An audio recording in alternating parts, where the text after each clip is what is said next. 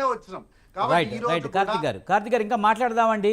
మనతో ఇంకో గెస్ట్ ఉన్నారు, పైలా కృష్ణారెడ్డి గారు, అలాగే ఉప్పల లక్ష్మణ్ గారు ఉన్నారు. ముందుగా పైలా కృష్ణారెడ్డి గారు నమస్తే అండి. సార్ ఎలా చూస్తున్నారు మీరు? 42% బీసీ రిజర్వేషన్లు స్థానిక సంస్థలు ఎలాగైనా ఇవ్వాలని కాంగ్రెస్ ప్రయత్నిస్తూ ఉంది. అలాగే జీవో కూడా తీసుకువచ్చి ముందుకు వెళ్ళాలని చూస్తుంది. అలాగే తమిళనాడు కేసులో కూడా ఇంప్లీట్ అవ్వాలని చూస్తుంది. ఎలా చూడాలి సార్?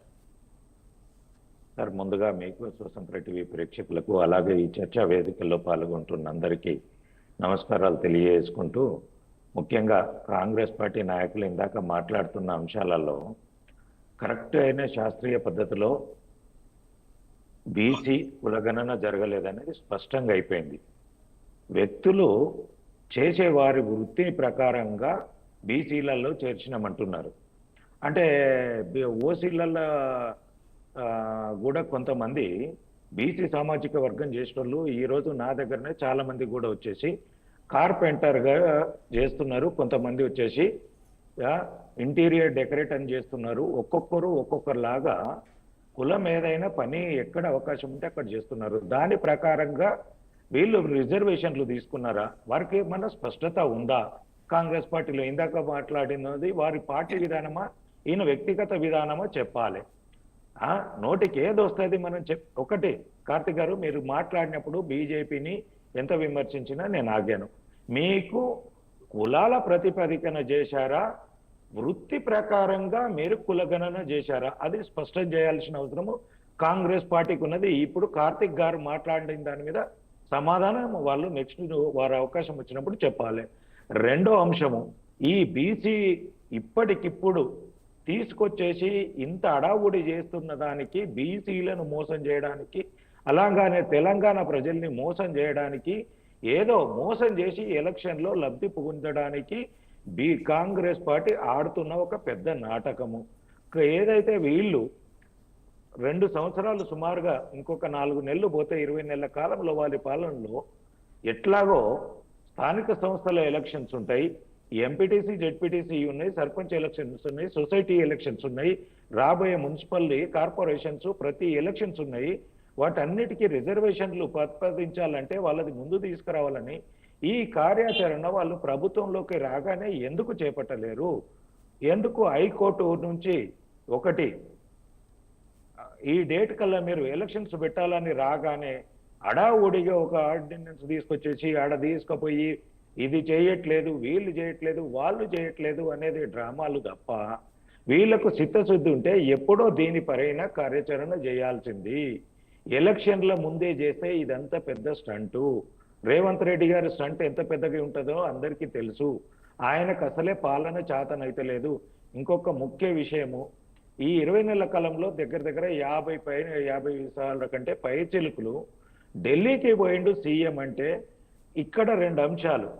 ఆయనకు స్వతహాగానన్న తెలివి లేక ఢిల్లీ వాళ్ళ మీద ఆధారపడి వాళ్ళ సలహా సూచనల ప్రకారం ఆయన పాలన చేస్తున్నాడా, లేదా ఆయన ముఖ్యమంత్రిగా ఆయన పని చేయనీయకుండా కేంద్రము వాళ్ళే ముఖ్యమంత్రిగా పని చేస్తున్నారా?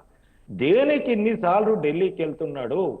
ప్రజా సమస్యలు పట్టించుకోకుండా ఇక్కడ అకాల వర్షాలు పడ్డాయి, రైతులకు ఇరువులు లేవు, కొంత వ్యవసాయ అధికారులతోటో లేదంటే సొసైటీలతోటో ఒక వీడియో కాన్ఫరెన్స్లు పెట్టో ఎక్కడ ఎంత, ఏ సొసైటీకి ఎంత అవసరం ఉంది, ఏ జిల్లాకు ఎంత తక్కువ పడుతుంది, అన్ని దగ్గర అదొక సమీక్ష చేసుకొని వారికి ఎరువులో వాళ్ళకు ఏదో ఒకటి సప్లై అయ్యే విధంగా ఈ టైం కల్లా వస్తుందని భరోసా కలిగించే విధంగా ముఖ్యమంత్రి చేయాల్సిన పాలన పక్కన పెట్టేసి పొద్దున్న లేస్తే ఢిల్లీకి అంటే స్వతహాగా నిర్ణయం చేసుకునే మనస్తత్వ అంటే తెలివితేటలు రేవంత్ రెడ్డి గారి దగ్గర లేవు.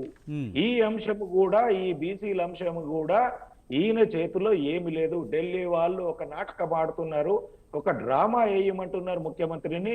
అది కరెక్ట్ గా రక్తి గట్టించడానికి ప్రయత్నం చేస్తున్నాడు. ఆ ప్రయత్నంలో 2-3 విఫల ప్రయత్నాలు అయినాయి. ఢిల్లీ పోయిండు, ధర్నా చేసిండు, అక్కడ ఏ మీడియా పట్టించుకోలేదు, ఎవరు చేయట్లేదు, ఎక్కడ కూడా చర్చ జరగలేదు. దాంట్లో ముస్లింలను జయం చేసేసి అదేదో ఎలక్షన్ లబ్ధికి పొందుదాము, దాని తర్వాత జరిగే పరిణామాలకు మనం బాధ్యులం కాదు అని చెప్పేసి దేశం ఎటువైనా పర్వాలేదు, రాష్ట్రం ఎటువైనా పర్వాలేదు, మాకు అధికారం ఉంటే చాలు అనుకునే ఆలోచన ధోరణిలోనే కాంగ్రెస్ పార్టీ పనిచేస్తుంది తప్ప ప్రజా ప్రయోజనాల గురించి, దేశ భవిష్యత్తు గురించి, రాష్ట్ర భవిష్యత్తు గురించి, ఒక కుల భవిష్యత్తు గురించి, వర్గాల భవిష్యత్తు గురించి ఆలోచన చేసి వీళ్ళు రిజర్వేషన్ తీసుకొచ్చిన బిల్లు కాదు ఇది. దాంట్లో ఏదో నోటుకొచ్చినట్టు పెట్టేసి ఆఫీసులో కూర్చొని లెక్కలు రాసుకొని రిజర్వేషన్ ఒక డ్రామా క్రియేట్ చేశారు. ఆ డ్రామాకు బీజేపీ మద్దతు ఇవ్వదు. మీరు మరి కరెక్ట్ కృష్ణారెడ్డి గారు ఒక విషయం చెప్పండి, బీసీ బిల్లు అయితే అసెంబ్లీలో ప్రవేశపెట్టినప్పుడు బీజేపీ కూడా మద్దతు ఇచ్చింది కదా, అప్పుడు ముస్లింలు రిజర్వేషన్ల గురించి మీకు తెలియదా? అందులో ఆ బిల్లులో ముస్లిమ్స్కు రిజర్వేషన్లలో కలిపినట్టు విషయం మీకు తెలీదా? అందులో అక్కడ చర్చ జరిగిన దాంట్లో కొంత స్పష్టత లేకపోవడంతో ఎప్పుడైనా బీజేపీ కూడా మేము 42% బీసీ రిజర్వేషన్ కు మా పార్టీ కట్టుబడి ఉంది, మా పెద్ద నాయకులు కూడా మాట్లాడారు. కానీ అందులో ఉన్న అంశాల గురించి అక్కడ చర్చలు జరిగినప్పుడు ఓన్లీ బీసీలు అనేది మెన్షన్ చేశారు. బీసీకి 42% ఇవ్వాలి, అన్ని కులాలకు కాకుండా మతాలకు కులాలకు ఇవ్వాలన్నారు. బీసీ కులాలకు మతాలకు అనే విధంగా అంటే ఒకటి కృష్ణారెడ్డి గారు, ఒక బిల్లు ఆమోదం తెలిపేటప్పుడు ఆ బిల్లుకి సంబంధించి పూర్తి స్థాయిలో సభ్యులకి ఎవరా చదువుకునే అవకాశం ఉండదంటారా? అవకాశం ఉంటుందండి. అక్కడ బీసీ అనేది మెన్షన్ చేశారు. సో అండ్ సో నేను కృష్ణారెడ్డి, కానీ నా పేరు మెన్షన్ చేయకుండా ఇంతమంది బీసీలు ఉన్నారు అనేది ఇప్పుడు 100 మంది ఉన్నారు. 100 మందిలో మైనార్టీలు ఉన్నట్టు మనకు చెప్పలేదు. వీళ్ళంతా ప్రస్తావన తీసుకురాలేదా సార్? తీసుకురాలేరు, అక్కడ చర్చ జరగలేదు. అట్లా అనుకుంటే ఆ రోజు మేము అపోజ్ చేసే వాళ్ళము. బీసీలకు 42% రిజర్వేషన్ ఇస్తున్నాము, ఇన్ని కులాలు ఉన్నాయి, ఇంతమంది జనాభా ఉంది, వారికి జనాభా ప్రతిపదికన మనం ఇది ఇద్దామన్నారు.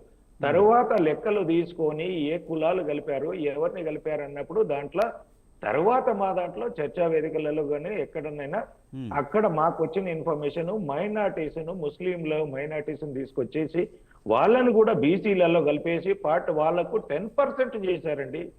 ముస్లిం అనే వాళ్ళను మైనార్టీలను తీసుకొచ్చేసి దీంట్లో ముస్లిం మైనార్టీలను కలిపి వాళ్ళకు 10% చేసి వీళ్లకు 5% పెంచేసి దాన్ని 42% అని చెప్పేసి తెలంగాణ సమాజాన్ని, బీసీలను కాంగ్రెస్ పార్టీ మోసం చేయడానికి, దగా చేయడానికి కుట్ర చేసి వారిని ఎదగకుండా చేయడానికే ఈ కాంగ్రెస్ పార్టీ కుయుక్తులు పన్నింది.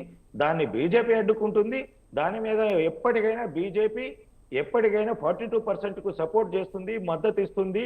ఎక్కడి వరకు అంటే వరకు సహకరించి వస్తాం. కానీ మతాల ప్రతిపదికన గనుక చేస్తాము, లేదు ఒక కుల వృత్తి చేసుకుంటున్నాడు వారి ప్రకారంగానే మేము చేస్తాము మా బీసీ రిజర్వేషన్ అంటే అది ఎవరు ఒప్పుకోరు. బీసీలు ఒప్పుకుంటారా చెప్పండి? ఇప్పుడు నేనున్నాను, మీరు మీడియాలో ఉన్నారు, మీరు మీడియాలో అంటే బీసీ నాయకుల నుంచి ఈ ముస్లింలు ఇందులో కలిపినప్పుడు అంత వ్యతిరేక